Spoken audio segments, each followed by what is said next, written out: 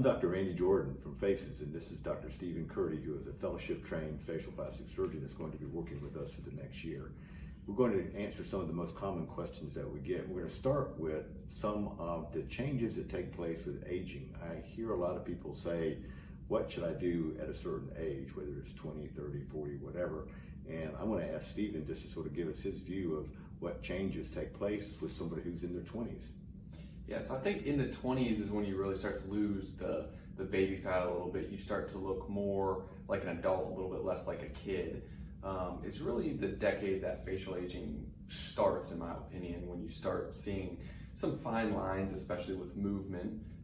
You get a little bit of texture and tone changes to the skin. So if you, with those changes, when they come to you, what would you recommend for people to do?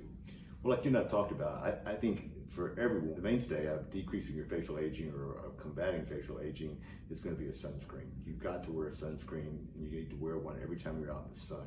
You have to be very careful with that because sun damage is the #1 factor that you can really do much about over your lifespan is by changing that. So you need the SPF 50 sunscreen, but more importantly, you need one that you'll wear, one that you like to wear, one that feels good to you, and one that you're going to be okay with wearing on a daily basis. So after a sunscreen, what would you recommend as being maybe the next step for most people?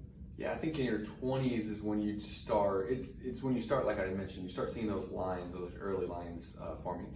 It's when we kind of talk about preventative Botox. So you might not have deep inset lines yet, but you can use Botox to help start preventing those lines. So I think that'd probably be the next step beyond skincare and sunscreen.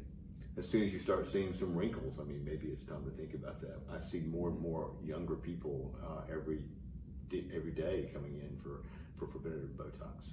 Right.